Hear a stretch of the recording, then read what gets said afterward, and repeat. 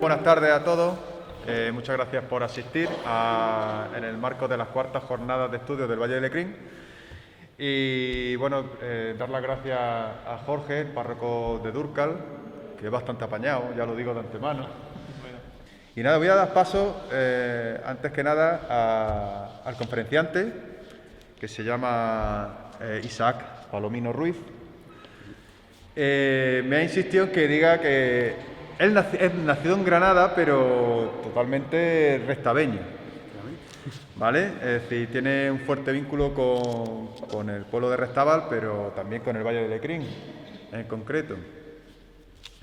Tengo que decir que, bueno, Isaac es doctor en Historia del Arte por la Universidad de Granada, con una calificación de sobresaliente cum laude.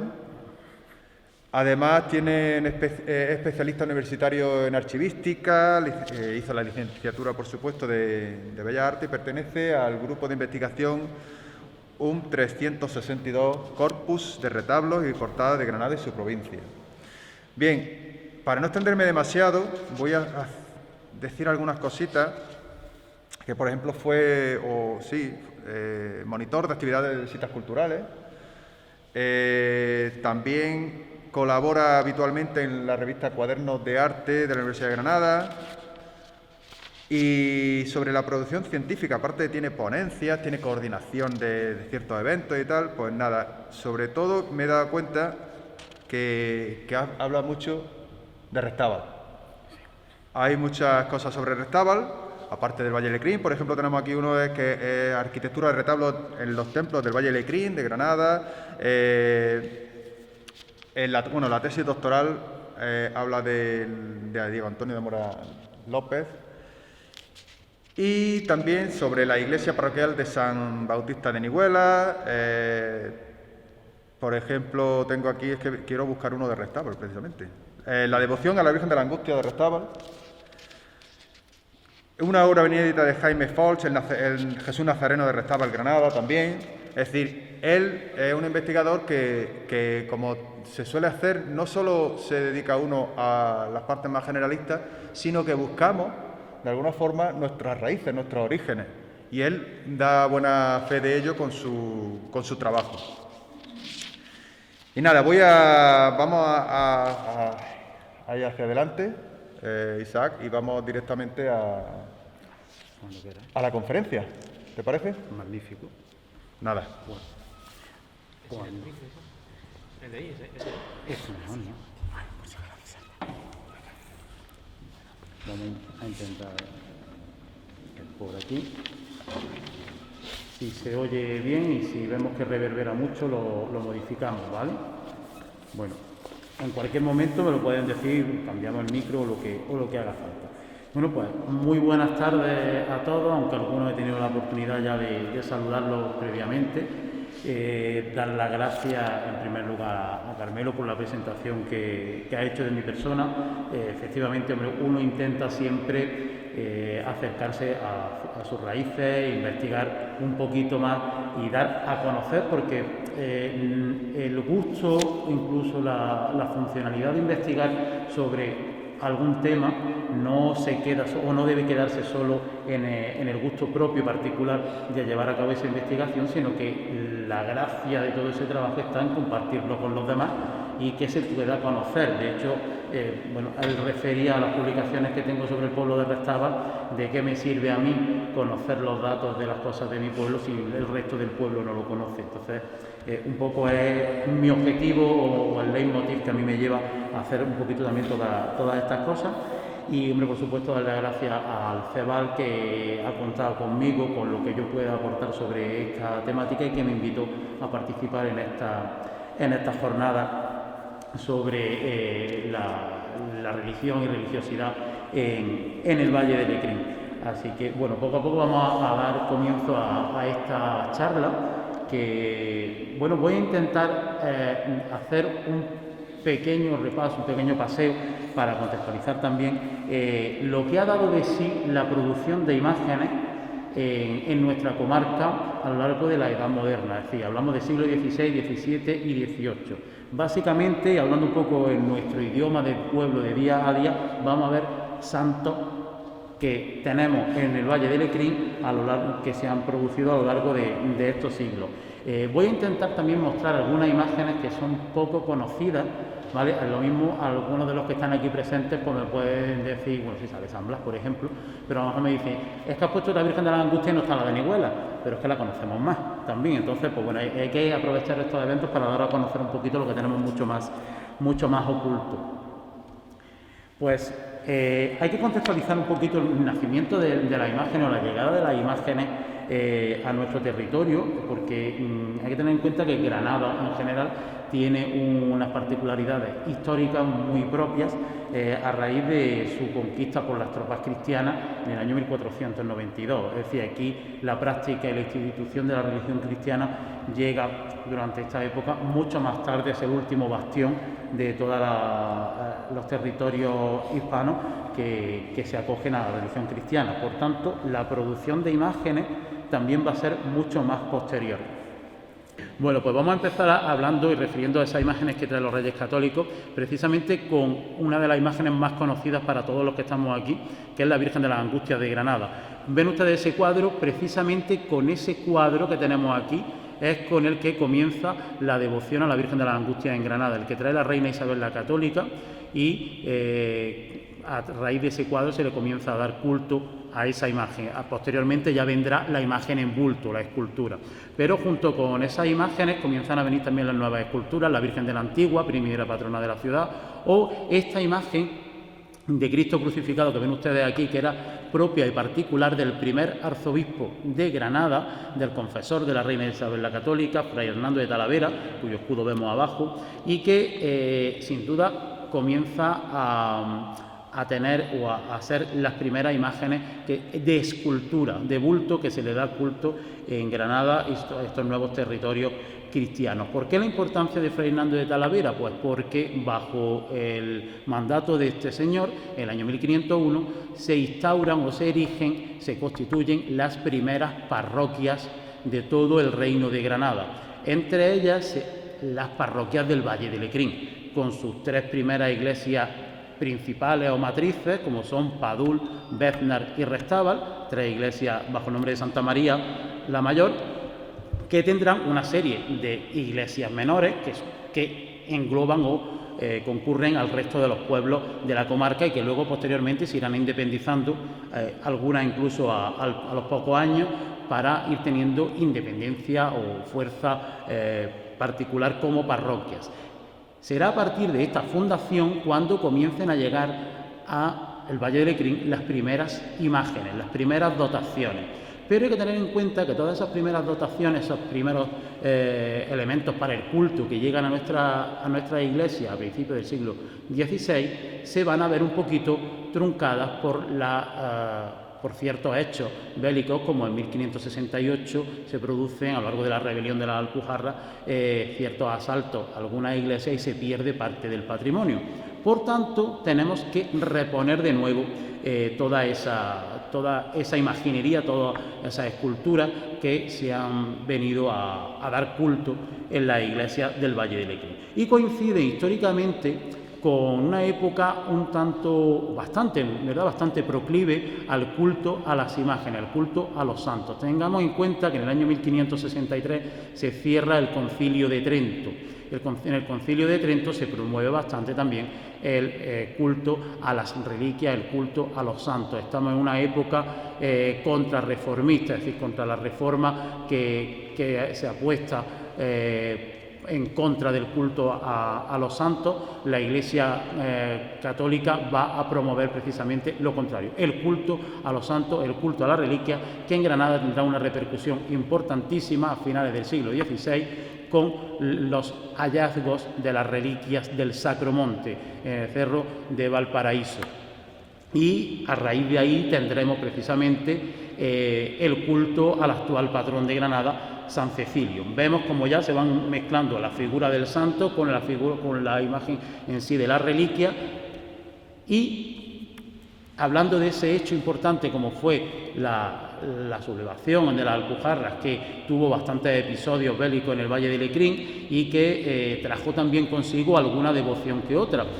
Tengan en cuenta la presencia de don Juan de Austria en todos estos territorios para sofocar las revueltas, y trae consigo precisamente una de las devociones patronales en cierto modo más extendidas o más destacables del Valle de Lecrín, como es el culto a San Sebastián mártir. Es decir, don Juan de Austria era muy devoto de San Sebastián, y tenemos distintos puntos de la provincia de Granada, fuera incluso del Valle de Lecrín, Quentar o Caniles, donde llega don Juan de Austria, también a la zona de Orce, e implanta el culto al que hoy es su patrón, San Sebastián, y que bueno, yo lo quiero representar con esta imagen de San Sebastián de Padul, que no es en este caso una imagen de época, ¿vale? Es una imagen posterior que se sustituye por otra.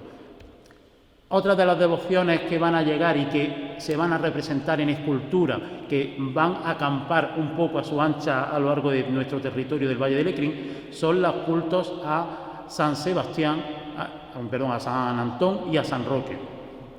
Auspiciado y sobre todo promovido, en el caso de San Roque, por la protección de este santo sobre las distintas plagas y distintas epidemias, lo mismo que ocurría en cierto modo con San Antón también, más enfocado concretamente en el caso de San Antón al fuego de San Antonio, fuego antoniano, fuego de Dios, que por eso se le representa, como ven ustedes, con esta llama en la mano. Ven ustedes este detalle, en este caso es la imagen de San Antón que hay en la iglesia de Nihuela, pero lo podemos encontrar tanto en Beznar o en Acequia, donde es patrón, o en el mismo retablo mayor de la iglesia de Padul, siempre con esa llama en la mano. Pues tengan ustedes en cuenta una cosa: esa manera de representar al santo con la llama en la mano es propia solamente del territorio granadino. Vamos a encontrar imágenes que se hacen en Granada, la Escuela Granadina de Escultura, y que se extienden hacia Málaga, la Subbética de Córdoba, Almería y Granada, concretamente, toda su provincia actualmente, donde se representa al santo así. Si salimos de esos territorios no vamos a encontrar esta representación de San Antón, sí, con su marranito al pie, en este caso una jabalina, con su cayado y con un libro, pero la llama ardiendo en la mano es específica de estos territorios nuestros. En este caso concreto de San Roque, sí es la representación habitual con la imagen del San Roque, patrón de Concha. Pero dentro de esas primeras dotaciones yo quiero reseñar que son pocas las imágenes de bulto, las imágenes de escultura que vienen hasta el Valle de Lecrín, porque lo primero que se mandaba o se hacía llegar a las iglesias que se acababan de construir o de reconstruir eran, por ejemplo, para el altar mayor, este tipo de pinturas que ustedes están viendo aquí, la sarga. Es una imitación en pintura de un altar, de un retablo, que para un primer momento, unas primeras instancias, cuando la economía también es cierto que no lo permitía, era algo mucho más asequible. Tenemos, por ejemplo, documentadas piezas de este tipo en gran variedad de pueblos de nuestra comarca. De hecho, aquí mismo, para la iglesia de Dúrcal, hubo un lienzo parecido a este, que estuvo colocado en el altar mayor. De hecho, desde el año 1581 hasta 1625 vamos a encontrar donaciones de este tipo para Melejí, para Nihuelas, para Acequias, Concha, el propio Dúrcal. Va a ser la práctica habitual antes de colocar un retablo de madera o un altar en madera mucho más decente y mucho más acondicionado a una iglesia de cierto nivel artístico. Pero entre esas primeras dotaciones van a venir también las imágenes de Cristo crucificado. De hecho, les traigo esta imagen del crucificado que se venera en Conchar, porque estamos hablando de que podría ser uno de los Cristos crucificados, si no el que más antiguo de todo el Valle de Lecrín. Estamos hablando de formas propias del siglo XVI, formas muy cercanas en cierto modo a Diego de Siloé, el gran arquitecto y escultor que trabaja en Granada, procedente de Burgos, y que se asemejan mucho a imágenes que existen en la capital, como por ejemplo el que preside la iglesia de los Hospitalicos en la calle Elvira. A partir de este momento, todas las iglesias van a tener una imagen de Cristo crucificado, porque aparte de presidir, siempre tiene que presidir una imagen de Cristo en la cruz, o una cruz, si no, que me corrija el párroco. Va a servir también para celebrar las primeras funciones de Semana Santa, ¿vale? Eso es un elemento que hay que tener muy en cuenta. La fiesta mayor, por decir, del pueblo cristiano, que culmina con el día más importante que es la resurrección, tiene que estar precedida sin duda de la representación de la muerte de Cristo. Pero acompañando a la imagen de Cristo va a venir siempre la imagen de la Madre. Concretamente, en esos primeros envíos, en esas primeras imágenes que se registran en las iglesias del Valle, vamos a tener Cristo crucificado y la Virgen con niño. En este caso, con el nombre o la advocación del Rosario. ¿Por qué en la advocación del Rosario? Pues que casualmente en esa época, efectivamente, ahí la tenemos, ahora después hablaremos de ella. En esta época, estamos hablando que en el año 1571 se había producido la victoria de la batalla de Lepanto. Estamos celebrando ahora los 500 años. Ese día 7 de octubre de 1571, concretamente y casualmente, Día de la Virgen del Rosario. Se produce esa batalla de las tropas cristianas en contra del Imperio turco y se atribuye precisamente esa victoria, dentro de la forma del pensamiento de la época, a la intercesión de la Virgen del Rosario. ¿Por qué la intercesión de la Virgen del Rosario? Porque en uno de los grandes barcos, de las galeras, que estaban luchando en esa guerra, en ese Golfo de Lepanto, iba una imagen de la Virgen del Rosario. Y casualmente es la Virgen del Rosario que hoy día está en la iglesia de Santo Domingo de Granada. Eso produce, independientemente de que desde Roma se fomente y desde la corona española se pida el fomento del culto al Rosario, el hecho de la presencia de esa imagen de Granada supone que en Granada haya un mayor incremento del culto al Rosario. Por tanto, la gran mayoría de las imágenes de Virgen con niño que vamos a encontrar en las iglesias va a ser Virgen del Rosario. Es muy extraño no entrar a una iglesia del Valle de Lecrín y no encontrarse a la Virgen del Rosario. Pero es que además hay otro dato importante. La mitad de los 17 pueblos del Valle de Lecrín tienen por patrona a la Virgen del Rosario, aunque en muchos de ellos lo tenemos un poquito aletargado, porque otras devociones han venido después y le han hecho sombra, pero hay que tener en cuenta ese dato. Incluso otros pueblos que hoy día, como Albuñuelas o Nihuelas, tienen por patrona a la Virgen de las Angustias, primeramente tuvieron por patrona a la Virgen del Rosario. Es un dato a tener en cuenta muy importante, puesto que van a ser de la mayoría de imágenes y de las imágenes de mayor valía que vamos a encontrar en este recorrido por el valle. Les traigo precisamente la que considero que puede ser la imagen más antigua de la Virgen con niño, la Virgen del Rosario, que hay en el Valle de Lecrín, que es la que está en Eastbourne. Precisamente allí no es patrona ni tiene un culto especial, pero vemos que tiene una calidad artística, ven que tiene una policromía completamente recubierta en pan de oro, con una estofa, es decir, ese dibujo que tiene en el manto que corta por el centro, bastante importante. Y un detalle importante que nos indica esa antigüedad es, ven cómo la pierna del niño se extiende hacia el vientre de la madre. Lo habitual a partir de ahora va a ser que la pierna se doble, como vamos a ver en otras imágenes, pero esa forma de extender la pierna, que nos refiere mucho a las obras de Diego de Aranda y otros artífices del siglo XVI, nos hablan de la antigüedad de esta imagen que está allá perdida en el barranco de Eastbourne. Y con esa imagen ya damos paso a una etapa de esplendor dentro de la escultura. Es decir, la escultura, finales del siglo XVI, principios del siglo XVII, va a tomar un camino de representar el naturalismo de una forma, en cierto modo, dulcificada, para acercarla también al fiel. ¿Por qué tenemos que hacer las obras tan naturalistas? Pues porque precisamente eso nos va a permitir que los fieles, si ven una imagen en la que se representan perfectamente o se reconocen muy bien, sientan una mayor atracción y una mayor devoción.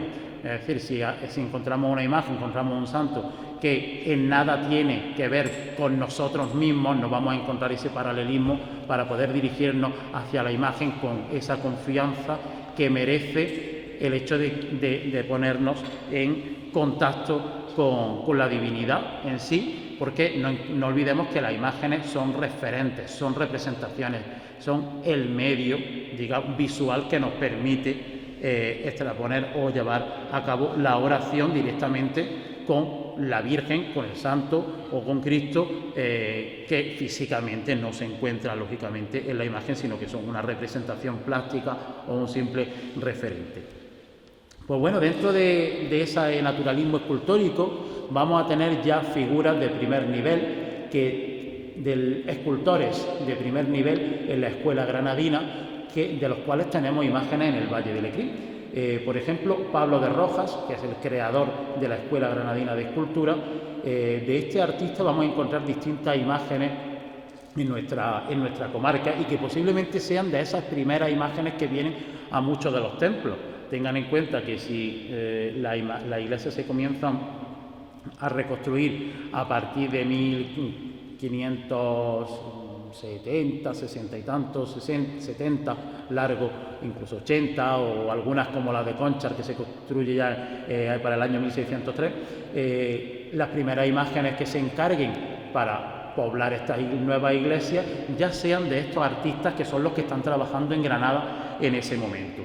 Concretamente de Pablo de Rojas vamos a reseñar una imagen que es clarísima, este Cristo crucificado de Padul, que, bueno, como vemos, sigue las estructuras propias de estas imágenes. Vamos a ver en las imágenes que tenemos a continuación cómo las piernas se giran hacia un lateral, mientras que la cabeza se gira completamente hacia el otro. Ya vemos aquí uno de los rasgos muy propios de la Escuela Granadina de Escultura en cuanto a la pasión. Es un Cristo limpio, ¿vale? La sangre está muy bien dispuesta. Vean ustedes como, yo creo que ahí se ve en grande mejor, hay muchos regueritos de sangre sobre el pecho, pero dispuestos de una manera fina y elegante. Solamente hay una abundancia más grande en el costado, y es que, lógicamente, hay que resaltar la importancia simbólica y catequética que tiene la sangre del costado de Cristo, ¿vale? No vamos a encontrar imágenes dramáticas, el arte granadino siempre es mesurado, es tranquilo, es suave, es una forma más directa de acercarse al fiel sin estridencia.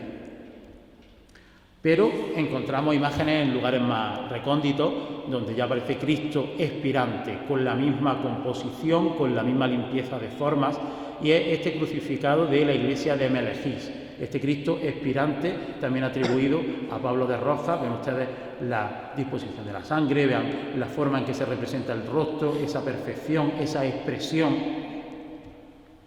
El mismo modelo lo encontramos en Pinos del Valle. Y curiosamente les comentaba que estas piezas sirven también para los cultos de Semana Santa.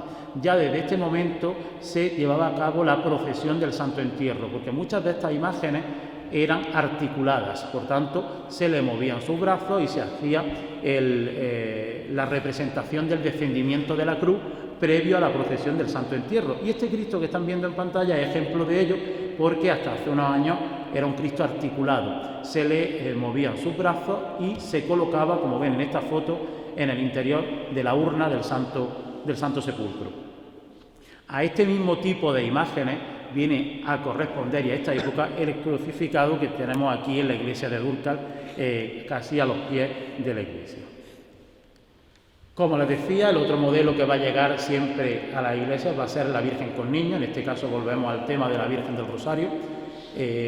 Aquí vemos ya ejemplos relacionados directamente con Pablo de Rojas, imágenes muy desconocidas y que sin embargo tienen mucha relación, por ejemplo, con esta que tenemos aquí en la iglesia de Dúrcal. Ahora después, cuando acabemos, si no la ven bien desde ahí, se acercan al retablo y podrán comprobar cómo tiene formas, modelos y distintos elementos, la disposición del niño, la disposición del pelo, del paño, similares a estas imágenes que vemos, la que hay en la hornacina, en la que se venera en Cosbíjar, y esta que tenemos aquí es la patrona de Pinos del Valle.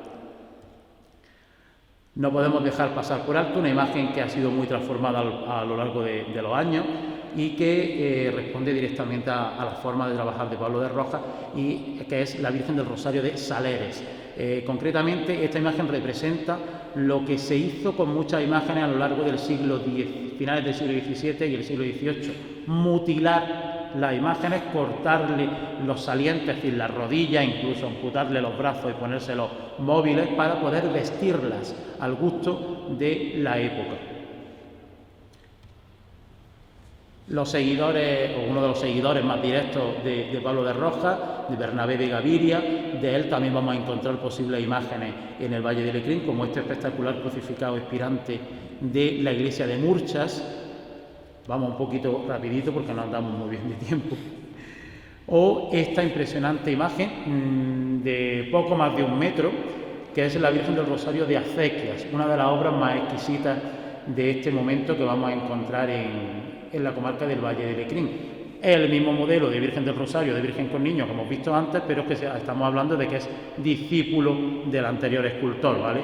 Pero estamos hablando de piezas de una estupenda calidad, de una magnífica calidad. Fíjense cómo está policromado toda la zona del paño, toda esa estofa. Esto es un tema que nos requeriría mucho más tiempo, pero bueno, vamos a hacer un poco así más rapidito.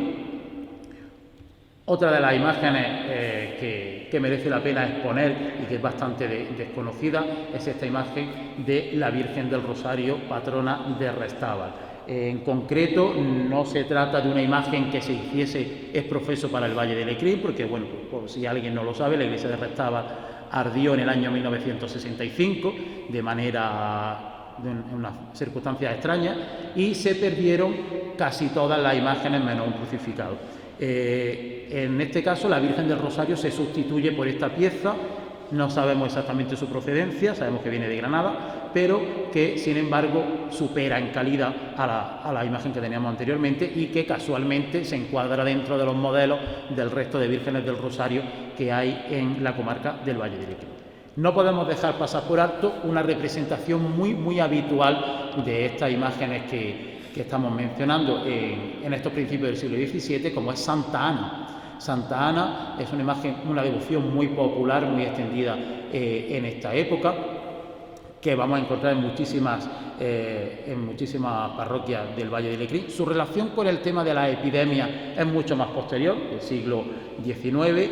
Yo les puedo dar fe de ello porque precisamente creo que el pueblo donde más se venera a Santa Ana en la comarca del Valle de Lecrín es Restábal. Tiene fiestas propias, no es la patrona, es la Virgen del Rosario, eso es que lo tengo yo que decir, ¿no, verdad? A las tres que tengo allí, que saben que soy un poquito pesado con ese tema, pero la imagen de Santa Ana, en este momento, de principios del siglo XVII, hace mucha alusión al tema de la Inmaculada Concepción, ¿vale?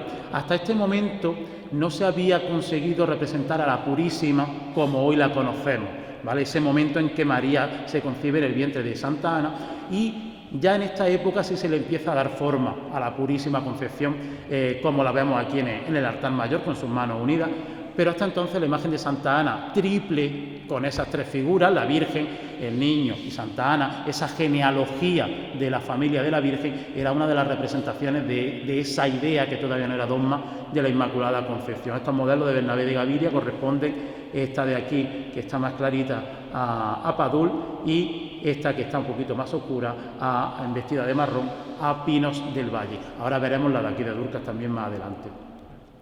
Y una imagen súper elegante, puesto que las obras de Bernabé de Gaviria son de una elegancia suprema, este naturalismo que toma los modelos clásicos de Grecia y de Roma para recrear las imágenes cristianas, se ve perfectamente reflejado en el titular de la iglesia de Melejí, San Juan Evangelista.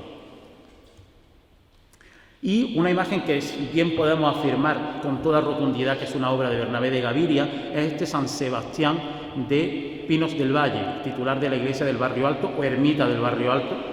¿Por qué decimos que es de Bernabé de Gaviria? Pues por lo siguiente: la imagen que ven en el retablo es la imagen de San Sebastián de Albolote, una imagen que está documentada del año 1611 de este escultor. El que tenemos aquí, más de cuerpo entero, es el de Pinos del Valle. Juzguen ustedes mismos si no hay unas similitudes asombrosas entre una imagen y otra, son casi idénticas, por tanto podemos afirmar con toda rotundidad que es una obra exclusiva de Bernabé de Gaviria. Por tanto, estamos hablando de primeros nombres de la escultura granadina.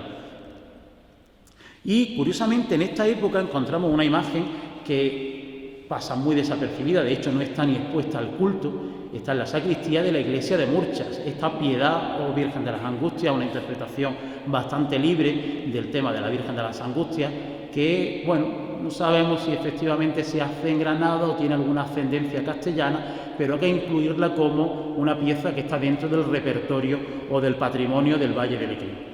Que bien, bueno, vemos que bien merece una restauración y su puesta en valor. El siguiente nombre del cual podemos hablar con toda entereza en el Valle de Lecrín es el de Alonso de Mena y Escalante, padre del también escultor Pedro de Mena. En este caso, Alonso de Mena, este gran escultor de Granada de principios del siglo XVII, que hace, por ejemplo, para que ustedes se hagan una idea de la importancia de este señor, es el que hace el triunfo, la columna y la Virgen del Triunfo de Granada, la que está allí junto a Fray Leopoldo, o por ejemplo los armarios relicarios de la Capilla Real donde están enterrados los reyes católicos, o el Santiago de la Catedral de Granada. Pues para el año 1620 se le encarga concretamente esta imagen del crucificado de Albuñuelas, una imagen que viene a costar unos 50 ducados aproximadamente. No será la única imagen que haga, pero relacionada con este tipo de escultura, con el tema del crucificado, vamos a encontrar una imagen un tanto más recóndita, que es el crucificado que preside la iglesia del Chite. Fíjense la fuerza expresiva que tiene esta escultura, una escultura de unas dimensiones bastante importantes, de un dramatismo y de un realismo asombroso. Aquí lo pueden ver en una factura, una visión mucho más amplia. Vean cómo el paño de pureza se va retorciendo sobre sí mismo. Ven aquí la calidad que tiene la obra y un poco vemos también las dimensiones de la misma. Vean cómo en cualquier iglesia, por escondida que esté o por escondido que esté el pueblo, vamos a encontrar obras magníficas. En Chite de esta época, San Segundo, por ejemplo, también obras de magnífica calidad, pero bueno, quiero traer sobre todo piezas menos conocidas. A algunos les sonará algo más este Cristo expirante, que es el que se venera en la iglesia de Nihuela y que más o menos sigue también esas mismas líneas, esos mismos derroteros de las obras que hemos visto anteriormente. Pero, volviendo a obras que sabemos firmemente que son de este escultor, tenemos a la imagen del patrón de Cozbíjar, San Juan Bautista, una imagen que ha pasado muy desapercibida, la verdad, en los últimos años. Y es que, bueno, la ubicación de la imagen del santo en la parte superior del retablo mayor, pues ha hecho que esté un poquito más apartada. Esta imagen del santo se encarga en el año 1622, curiosamente, por el alcalde del pueblo. No se encarga por la parroquia, no se encarga por una hermandad, sino que se encarga directamente por el alcalde de la localidad y pagan por él unos 264 reales. Veamos un poquito la diferencia también en cuanto al pago anterior del Cristo de Albuñuelas, que eran 50 ducados, y en este caso son 264 reales, que son 24 ducados. Costó la mitad, pero también es verdad que el volumen de la pieza es bastante menor. Y continuando con las piezas o con las obras relacionadas y documentadas de este gran Alonso de Mena, en los mismos años que estaba realizando los retablos relicarios de la Capilla Real, el párroco, en ese momento beneficiado de Restábal, Cristóbal de Morales, le encarga la imagen de su santo patrón, San Cristóbal. Una obra que, por desgracia, desaparece en el incendio de 1965 y que, con el paso de los años, acaba convirtiéndose en el patrón del pueblo, un patronato que se nombró en 1792 y que se ratificó hace unos cuantos años, tanto por el pueblo, por la iglesia y por el propio ayuntamiento. Vean aquí la gran calidad de imagen que teníamos, en este caso teníamos los restabeños por patrón, y que se suma al elenco patrimonial de las grandes obras del Valle de Lecrín.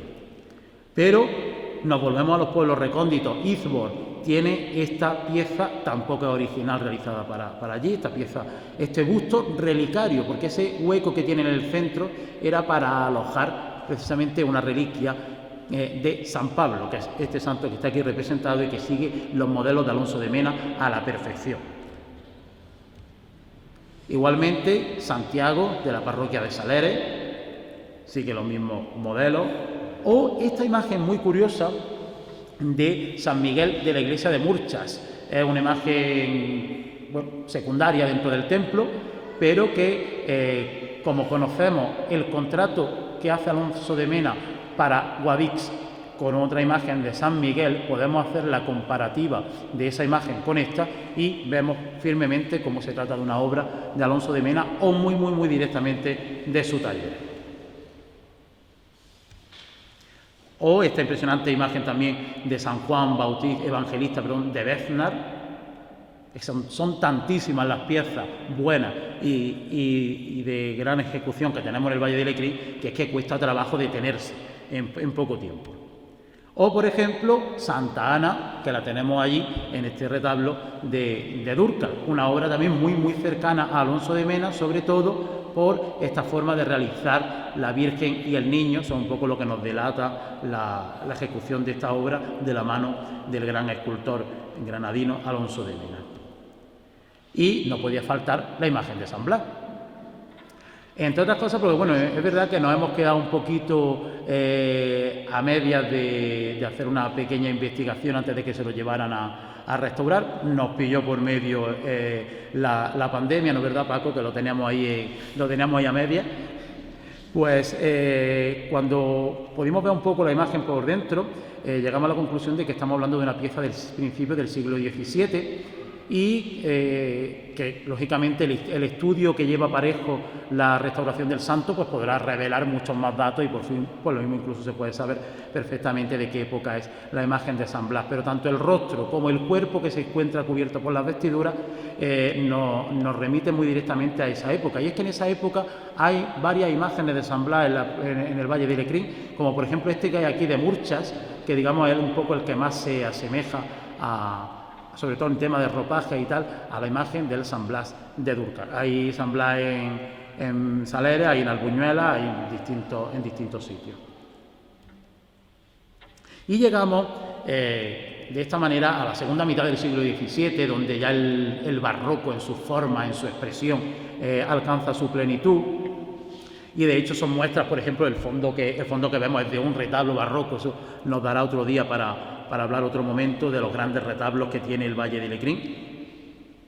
Y nos va a llevar directamente el barroco al triunfo de las representaciones pasionistas. Las imágenes de Semana Santa alcanzarán en este momento su cenit, puesto que son piezas que requieren de gran teatralidad, ¿vale?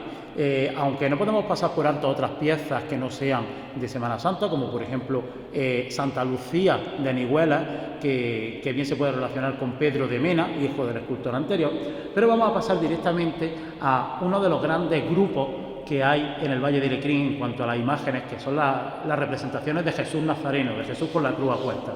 Ya desde el año 1639 aparece alguna imagen de Jesús Nazareno en los inventarios parroquiales, y es verdad que posteriormente serían las imágenes que ya estamos viendo en pantalla de la segunda mitad del siglo XVII, como este Cristo vestido de morado, el Nazareno de Melejís, o el Nazareno de Padul, bastante transformado con el paso del tiempo. Luego hablaríamos ya de finales del siglo XVII, de la imagen de Jesús Nazareno, que está aquí detrás de la pantalla, Nazareno de Dúrcal, y que bien podíamos relacionar ya con la familia Mora. Los Mora son una de las grandes sagas de escultores de la escuela granadina, y que precisamente su padre, Bernardo Francisco, puede estar incluso detrás de esta imagen del Nazareno que se venera aquí en la iglesia de Dúrcal. De su hijo, del menor de su hijo, Diego de Mora, sí tenemos imágenes documentadas en el Valle de Lecrín. De hecho, la primera escultura que le hemos podido documentar a este escultor la tenemos en Béznar, del año 1676, el Nazareno que se hace para la Hermandad del Santísimo Sacramento de Béznar. Del mismo, varios años después, encontraríamos en 1715, ya bastante tiempo después en su carrera profesional, la impresionante e impactante imagen de Jesús Nazareno de Albuñuela, uno de los grandes referentes, de los grandes nazarenos de la comarca del Valle de Lecrín, la imagen de nuestro Padre Jesús, que sigue muy directamente las otras imágenes de Cristo Nazareno o Cristo cautivo que hace este gran escultor granadino. En la misma estela, la misma línea, vean por ejemplo las manos, que es esta forma de colocar las manos es una de las firmas propias de este escultor. Y como les decía, en esa línea va a aparecer también el Nazareno de gran porte que se venera y procesiona en Concha. Sus discípulos los discípulos de Diego de Mora también llevarán a cabo imágenes de esta iconografía, de Jesús con la cruz a cuestas, y posiblemente encontremos en el Valle de Lecrín una de ellas, como es este Cristo Nazareno de Talará. ¿En dónde encontramos la diferencia? Pues fíjense ustedes en un detalle. El bigote se ondula y la barba también se ondula de una manera diferente a que vemos aquí. Ven como aquí el bigote de Albuñuela es una línea recta que no llega a tocar la barba y la barba se parte hacia afuera.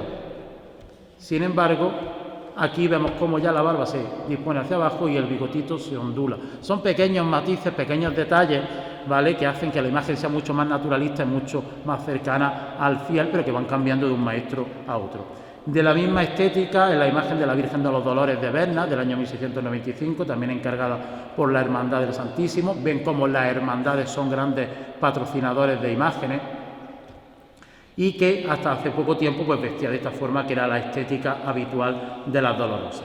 También más o menos de esta época puede ser la Virgen de los Dolores de aquí, de Durcal, la de Cosbíjar, o incluso la más antigua que podíamos encontrar posiblemente que sea la de Nihuelas. Y un tema muy habitual, muy propio en tierras granadinas, es la Virgen de las Angustias. Por eso les decía antes que me va a decir, bueno, y la Virgen de Nihuelas o la Virgen de las Albuñuelas, que son obras magníficas, pero también las conocemos mucho más. Les traigo esta imagen más escondida o menos conocida, que es la Virgen de las Angustias de Talará, la primera patrona de Talará, primera titular de la iglesia de Talará. Esta pieza, que curiosamente, y a diferencia de como se suele encontrar en la mayoría de vírgenes de las Angustias de gran tamaño, no es de vestir, es de talla completa, algo bastante extraño. Es más habitual encontrar imágenes de talla completa de la Virgen de las Angustias, pero más pequeñas. No en este caso, que vemos, por ejemplo, que representa muy bien el modelo de la Virgen de las Angustias que hay en la portada, en la fachada de la Basílica de la Carrera. Esta forma de ondular las piernas, más bien de una imagen que está casi sentada en el suelo, vemos cómo el Cristo se arquea para coger esa forma, es una interpretación directa de ese modelo. Y es que creemos que esta imagen de la Virgen de las Angustias copia ese modelo de la fachada de la Carrera de Granada, porque se realiza dentro del taller de los Mora también. Hay que tener en cuenta un detalle. La Virgen de las Angustias que hay en piedra en la fachada de la Basílica de Granada está realizada por el padre y el primero de los hermanos de esta familia Mora, Bernardo Francisco y José. Posiblemente algunos de sus otros hermanos, tanto Diego como Bernardo hijo, tomasen por referencia esa imagen para hacer esta talla de la iglesia de Talará. O incluso esta imagen, algo posterior, de uno de los discípulos de Diego de Mora, como Héctor IV Ruiz del Peral, que sería esta imagen de la Virgen de las Angustias que hay hoy día en el retablo mayor de Béznar. Es una imagen, en este caso sí, de pequeño formato, que va a venir a engrosar a representar ya el modelo prototípico de la Virgen de las Angustias, con un Cristo más recto. Ven aquí, el Cristo ya no se arquea, representa muy bien lo que es la imagen de la patrona de Granada. Tiene el Cristo recto. ¿Por qué tiene el Cristo recto? Porque verdaderamente el Cristo de la Virgen de las Angustias de Granada no está sobre las piernas de la Virgen, sino sobre una mesa de ofrenda, sobre una mesa, un altar de ofrenda. Lo único que con el paso del tiempo se ha ido dando la imagen de una Virgen sedente. Pero en este caso combina perfectamente el modelo del Cristo recto sobre una mesa de altar, sobre un altar oferente, sobre las piernas de la Virgen. Un poco el sincretismo o la unificación de ideas a las que ha ido llevando la devoción y el propio pueblo. Ya vemos, por ejemplo, cómo aquí, si de esta imagen anterior vemos como en la talla, aunque luego se le pone un manto encima, vemos como la talla en madera representa la propia vestimenta del verdugo ajustado de la Virgen de las Angustias de Granada. Aquí ya el escultor se toma cierta licencia y despeja el cuello de la Virgen y, por supuesto, el pelo visible, el pelo suelto, y le da una estética mucho más naturalista al colocarla sobre una base de imitación de piedra o imitación de roca. Ni que decir tiene que, bueno, que la Virgen de la Angustia es una de las grandes devociones también dentro del Valle de Lecrín, que en cierto modo ha sido la que ha eclipsado en muchos lugares a la devoción de la patrona, ¿vale? Entonces, pues bueno, eso hay que tenerlo siempre muy en cuenta. Y hablando de ese escultor, de Torcuato Ruiz del Peral, vamos a encontrar aquí en la iglesia de Durca esta imagen de San Antonio de Padua. También, por ejemplo, de este escultor se puede asimilar el San Antonio de Padua de Melejí, pero yo quería traerle esta imagen porque vemos cómo recrea muy bien el modelo también de su maestro, de Diego de Mora. Este San Antonio que ven ustedes aquí más recortado es el San Antonio que hay en la Virgen de las Angustias de Granada, una obra de Diego de Mora del año 1702. Fíjense cómo la manera de colocar las manos para sustentar al niño son exactamente igual. Una mano que coloca para que el niño se siente sobre un paño, aquí lo tenemos, el paño aquí se extiende sobre las otras manos, y con la otra mano viene como levemente a sujetarlo por los pies. Mientras que el niño, que está sentado en un lateral, con su mano se agarra al cuello del santo como intentando protegerse, ¿vale? Es un poco la repetición del modelo, pero aquí vemos perfectamente el concepto que quiere representar esta imagen. Es decir, es un niño juguetón, un niño que sirve de comunicación entre el fiel y el santo. Si dan ustedes cuenta, el niño gira la cabeza bruscamente para que quien está rezando delante de él se fije en la cara del niño, y el niño a la vez con el brazo dirige la atención a San Antonio. Es un modelo que se va a repetir tanto en imágenes de la Virgen como en imágenes de distintos santos, en las que el niño, que verdaderamente se supone que es la imagen principal dentro de este conjunto, porque es Cristo, sirve de nexo de unión y redirige un poco la atención del fiel a la figura secundaria, que en este caso le está sirviendo de sustento, que es San Antonio, que a su vez, como ustedes ven aquí en este rostro, está dirigiendo la mirada al niño, cosa que también vamos a encontrar aquí en la imagen de San Antonio de Padua en Durca. No podemos dejar pasar por alto otros grandes escultores que dejan su huella en el Valle de Lecrín gracias o mediante imponentes imágenes.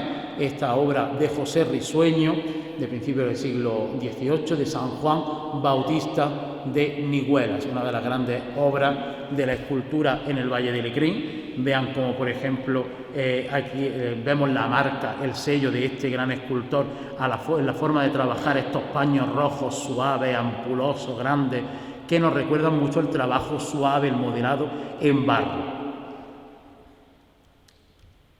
O, por ejemplo, de esta misma época, ya más bien de casi mediando el siglo XVIII, la imagen de San Ramón Nonato, copatrón de Durcal. No podíamos dejarlo pasar por alto, puesto que es también una iconografía que se repite bastante y que sigue, como vemos, todos estos escultores que vienen ya en la mitad del siglo XVIII y el resto del siglo XVIII van a repetir los modelos de los Mora. ¿Por qué repiten los modelos de los Mora? Incluso aquí en el Valle de Lecrín, porque es una estética o son imágenes con un resultado muy atractivo y por tanto muy comercial, ¿vale? Que también está detrás de todo este elenco de piezas.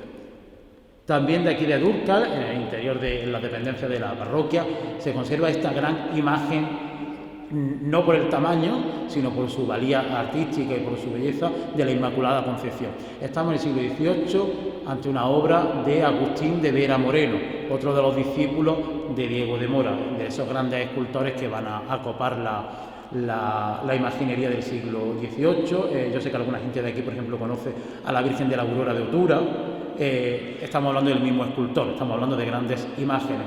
El siglo XVIII va a ser muy propio para representar la Inmaculada Concepción como la estamos viendo aquí ahora. La mayoría de las imágenes en escultura de la Purísima Concepción que hay en el Valle de Lecrín son del siglo XVIII, excepto la de Mondújar, que digamos sería un poco la excepción que confirma la regla, que es una obra de principios del siglo XVII, aunque algo tosca, que hoy allí la veneran como Virgen del Rosario, pero verdaderamente iconográficamente es una Inmaculada Concepción. Y de la mano de la Inmaculada Concepción, el siglo XVIII será también el siglo por excelencia del patrocinio de San José. Y les traigo a imagen esta obra de San José que se venera en la iglesia del barrio bajo de Pinos del Valle, una obra de mucha valía artística que está relacionada directamente con uno de los escultores de finales del siglo XVIII, por ir cerrando ya etapas cronológicas. estamos hablando de Manuel González, hijo de Felipe González, una de las sagas también de escultores más importantes. De hecho, para que tengan un referente, si a alguien le suena el acto de las 3 de la tarde en el Campo del Príncipe, el Viernes Santo en Granada, esa Virgen de la Soledad de Santo Domingo es de ese escultor. Estamos hablando de una de las grandes imágenes de Granada, y aquí tenemos una imagen que se considera hermana directamente de esa pieza y obra de este magnífico escultor. Y no quiero dejar pasar por alto un espacio muy importante dentro del Valle de Lecrín, que es sin duda la imaginería popular y la imaginería de culto doméstico, las imágenes que están en las hornacinas, en las capillas callejeras. No solo las imágenes las vamos a encontrar en los templos, sino que por suerte muchas casas particulares han ido atesorando imágenes de su devoción, de mayor o de menor calidad, pero al fin y al cabo forman un cuerpo importantísimo dentro de la imaginería del Valle de Lecrín y sobre todo de la devoción del Valle de Lecrín. Les traigo en este caso ejemplos concretos de los que yo conozco más directamente y he tenido un acceso más directo, como son los ejemplos de Restábal. Es un pueblo que tiene bastantes hornacinas a lo largo de sus calles. En este caso, por ejemplo, les traigo la imaginería popular, que es muy propia del siglo XVIII y del siglo XIX, sobre todo en barro. Esta pieza de la Virgen de las Angustias, que la podemos encontrar en cualquier lugar, puesto que es una imagen, lo mismo que ahora vamos y compramos una Virgen de las Angustias en una tienda en Granada. Estas eran las imágenes repetidas, las imágenes seriadas de la época, las podemos encontrar en multitud de sitios. En concreto, esta imagen, hay dos imágenes iguales en Restábal, uno en el barrio alto y otra en el barrio bajo. Esta que les traigo es la imagen principal de la Virgen de las Angustias en este pueblo, que es la que preside la Puerta de la Virgen en el barrio alto y que ha generado un foco de devoción bastante importante. Pero si encontramos imágenes de estética popular, como esta Virgen de las Angustias, también encontramos imágenes de valía artística. Por ejemplo, si seguimos con las imágenes de las capillas callejeras, de las hornacinas, de los nichos, que hay muchas puertas de muchas casas, vemos esta Virgen con niños, la Virgen del Destierro, o como se conoce en Restábal, la Virgen de la Santísima Trinidad, puesto que está en la hornacina de la Santísima Trinidad. Es una imagen de cerca de 1 metro de altura, una talla en madera, que representa verdaderamente a la Virgen del Rosario, una Virgen con niños. Y de hecho esto nos enlaza con lo que hablábamos al principio, con esa imagen de la Virgen del Rosario de la iglesia de Santo Domingo, que es un referente para la escultura y para la imaginería del Valle de Lecrín. Esta imagen, curiosamente, es una copia casi exacta, en pequeñito, de esa Virgen del Rosario. Incluso la propia melena de color rubio que tiene la Virgen de Santo Domingo la tiene esta imagen actualmente de la Virgen del Destierro.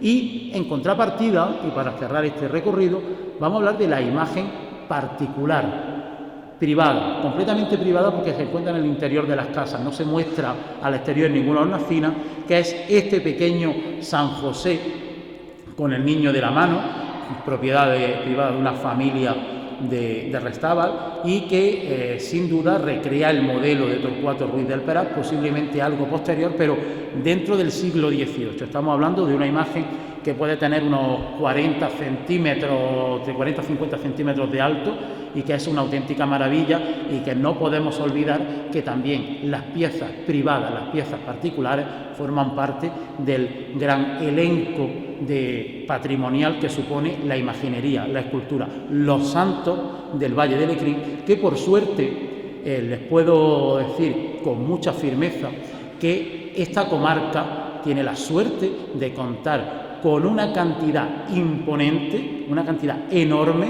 de imágenes, de escultura de buena calidad. También la hay de calidad más regular, incluso mala, no vamos a engañarnos, pero por suerte conservamos una gran cantidad de obras de arte expuestas al culto en nuestra iglesia. Y una cosa que me refería un compañero hace ya muchos años, me dice, es que los patrones del Valle de Lecrín son todos guapos. Y le dije, no son guapos, es que encima todos son buenos.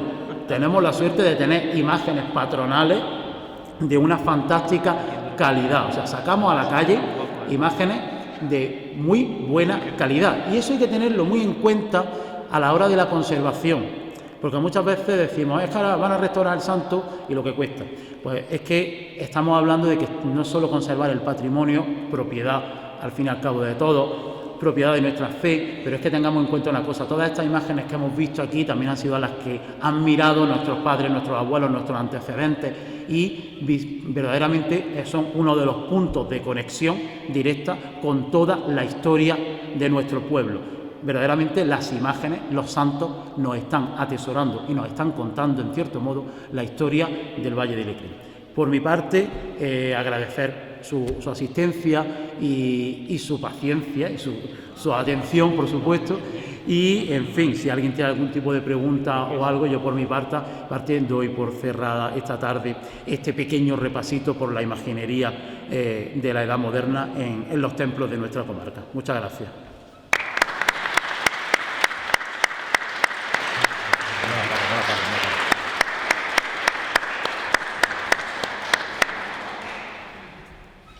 Bueno, muchas gracias, Isaac. La verdad es que ha sido un recorrido muy bueno. Yo personalmente he descubierto muchas cosas sobre la imaginería del propio valle, teniendo en cuenta que yo conozco más una zona. Pero claro, cuando te presentan toda la comarca, es brutal, ¿eh? Y eso que solo hemos hablado hasta el siglo XVIII. Efectivamente, O sea que si ¿no? nos ponemos un 19 poquito más, y 20 no se quedan cortos tampoco. Exactamente. Bueno, Ponte el micrófono, sí. ¿alguien? Vale, ahora. Ahora sí. ¿Alguien tiene alguna pregunta o algo para Isaac? ¿Nada? Bueno, pues algo, ¿no? él está dispuesto, ¿eh? Mira, ahí en la sacristía de aquí de esta iglesia hay una cruz de madera Ah, la cruz de madera. que dicen, yo esto no lo sé, pero dicen que la reina católica donaba, cada vez que se construía una parroquia, donaba una cruz. Y ahí la tenemos nosotros colgada como si fuera un visor. Yo no sé si será verdad o no será verdad eso. Bueno, el hecho de que la reina regalase a todas las parroquias que se fundaban es un poquito difícil, entre otras cosas porque la cantidad de parroquias que se fundaron en un solo decreto, o sea, de golpe, en Granada, fue tan bestial que al cabo de los pocos años empezaron a suprimir parroquias en el propio Albaicín. Claro, estamos hablando del siglo XVI, principio del siglo XVI. Puede, no es de descartar que sea una pieza relacionada con el entorno de la reina. No se puede descartar. Todo es cuestión de verla, de estudiarla, de analizarla, porque pues eso cuando quieran lo vemos y vamos viendo si lo mismo es, pues estamos hablando de una pieza de la época, o lo mismo porque no sea de la época de la reina Isabel la Católica, no quiere decir que no sea importante. Que lo mismo estamos teniendo una obra de Alonso Cano pintada en madera, como nos hemos encontrado en algunas parroquias, y resulta que, bueno, no es de la época de Isabel la Católica, pero es un Cano. Entonces, no hay por qué desdeñar unos detalles con otros, pero que puede ser una obra buena, por supuesto que sí. Bueno, dentro del marco de la cuarta jornada del Valle de Lecrín, que hoy concluyen, le doy el paso a la presidenta del Centro de Estudios del Valle de Lecrín, Margarita Virrell Salcedo, profesora titular del Departamento de Historia Moderna y de América de la Universidad de Granada, y a continuación le daré paso también a Juan Antonio Palomino, que es diputado de Asistencia de Municipio del Valle de Lecrín. Bien, Margarita. Vale, gracias, Carmelo. Bueno, la verdad es que enfrentábamos las jornadas, como ya dijimos al principio, con la dificultad de que no sabíamos por dónde iba a ir la pandemia. Nos tuvimos que imaginar qué cosas podíamos hacer y la verdad es que después de este mes que llevamos, pues la verdad es que el balance nos parece que es estupendo. Hemos estado hablando de religión y religiosidad en el Valle de Lecrín, hemos aprendido muchas cosas nuevas, hemos disfrutado pues, de sitios como esta iglesia y de otros edificios y hemos bueno, confluido con personas muy interesadas en estas actividades. Os agradecemos muchísimo la presencia, la asistencia y desde luego en el futuro toda sugerencia que nos podáis hacer para continuar haciendo unas jornadas que ya van por las cuartas y la verdad es que están saliendo bien, entiendo, todos los años.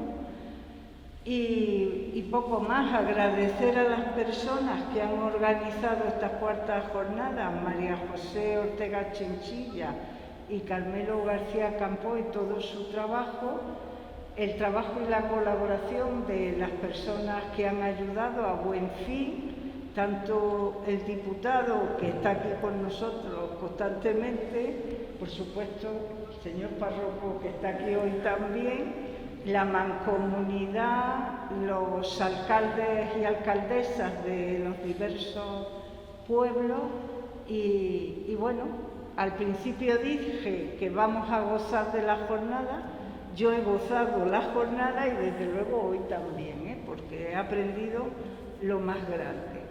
Así que nada más, muchas gracias por todo el trabajo y por todo lo que estamos haciendo.